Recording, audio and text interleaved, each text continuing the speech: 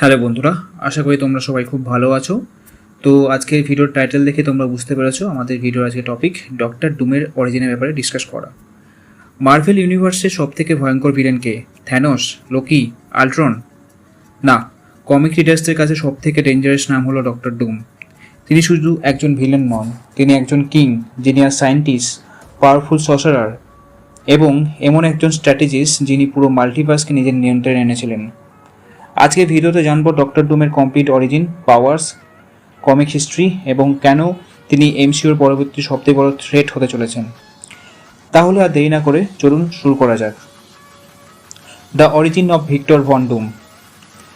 Doctor ডুমের আসল নাম ভিক্টর ভন ডুম। তার জন্ম হয় ল্যাটভেরিয়া নামে একটি ছোট্ট ইউরোপিয়ান দেশে।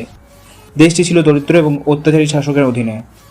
ভিক্টরের বাবা ওয়ার্নার ভন ডুম ছিলেন একজন ডক্টর এবং মা সিনথিয়া ভন ডুম ছিলেন একজন পাওয়ারফুল উইচ।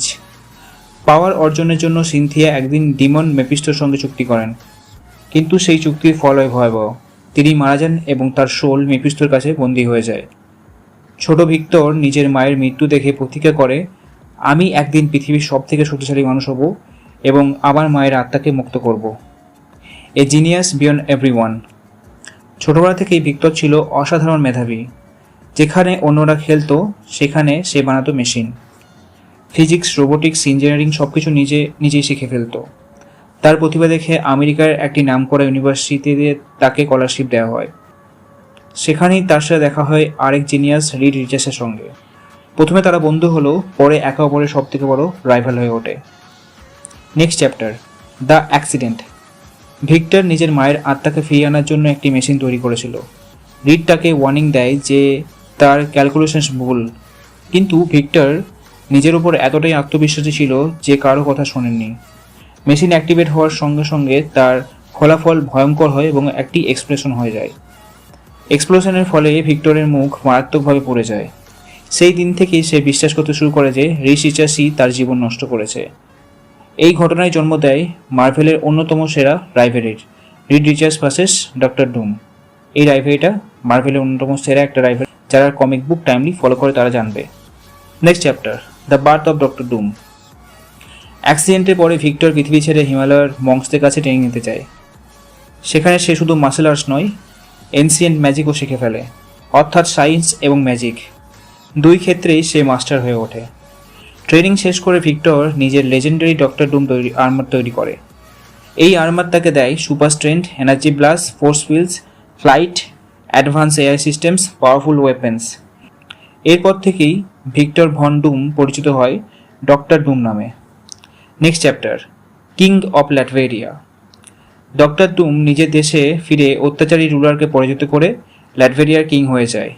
অদ্ভুত বিষয় হলো, তিনি একজন ডিক্টেটর হলেও নিজের দেশের মানুষের জন্য উন্নত টেকনোলজি, হেলথ কেয়ার এবং সিকিউরিটি নিশ্চিত করেন। তাই অনেক মানুষ তাকে ভয়ও পায়, আবার সম্মানও করে। Next chapter, Doom bots. Doctor ডুমের সবথেকে ক্লেভার ইনভেনশন হলো ডুম বটস।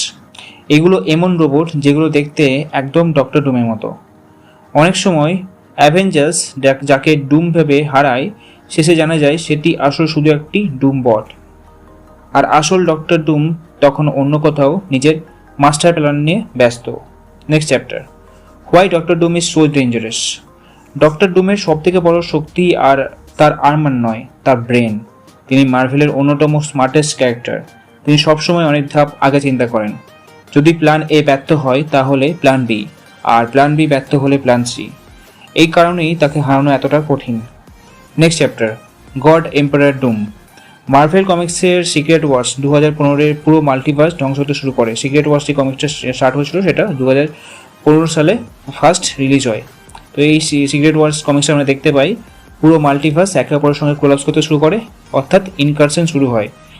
বিভিন্ন ইউনিভার্স একে অপরের সঙ্গে কোলাইড করতে থাকে। এই সময় ডক্টর ডুম, ডক্টর স্ট্রেঞ্জ এবং মলিকিউল ম্যান মিলে একটি পরিকল্পনা করেন। শেষ পর্যন্ত ডুম বিয়ন্ডার্সের অসীম শক্তি নিজের নিয়ন্ত্রণে নিয়ে নেয়। এরপর তিনি বিভিন্ন ইউনিভার্সের অংশ জুড়ে একটি নতুন পৃথিবী তৈরি করেন, ব্যাটেল ওয়ার্ল্ড। সেখানে ডুম শুধু কিং নন, তিনি হয়ে যান গড এম্পারার ডুম। তার ক্ষমতা এতটাই বেড়ে যায় যে অ্যাভেঞ্জার্স, এক্সম্যান এবং অসংখ্য পাওয়ারফুল হিরো তাকে হারাতে পারেননি। অবশেষে রিড রিচার্ডস তার ইন্টেলিজেন্স এবং সত্যকে সামনে এনে ডুমকে পরাজিত করতে সক্ষম হন। Next chapter, MCU future. এখন এমসিইউতে মাল্টিভার্স স্টোরি লাইন চলছে। অনেক ফ্যানের বিশ্বাস ডক্টর ডুমই হতে চলেছেন অ্যাভেঞ্জার্সের সবথেকে বড় ভিলেন, কারণ তিনি শুধু শক্তিশালী নন, তিনি একজন সায়েন্টিস্ট, ম্যাজিশিয়ান, কিং এবং মাস্টার স্ট্র্যাটেজিস্ট। এই চারটি গুণ একসঙ্গে মার্ভেলের আর কোনো ভিলেনের মধ্যে দেখা যায় না। Next chapter, final verdict. Thanos ইউনিভার্সের ব্যালেন্স চেয়েছিল, কিন্তু ডক্টর ডুম বিশ্বাস করেন only Doom can save the world. সে নিজেকে ভিলেন ভাবে না, সে মনে করে পৃথিবীকে রক্ষা করার জন্য একমাত্র যোগ্য মানুষ সে নিজেই। আর এই বিশ্বাসই তাকে মার্ভেলের সবথেকে কমপ্লেক্স এবং সবথেকে ভয়ঙ্কর ক্যারেক্টারের একজন বানিয়েছে। তো বন্ধুরা, এই ছিল ডক্টর ডুমের complete story explained in Bengali. যদি ভিডিওটা ভালো লেগে থাকে অবশ্যই লাইক করুন, বন্ধুদের সঙ্গে শেয়ার করুন এবং চ্যানেলটি সাবস্ক্রাইব করতে ভুলবেন না। কমেন্টে জানাবেন আপনার মতে ডক্টর ডুম কি থ্যানোসের থেকেও বেশি পাওয়ারফুল। আবার দেখা হবে মার্ভেলের আরও কয়েকটি অসাধারণ গল্প নিয়ে। Until then, stay safe. This is Tilak Das signing out.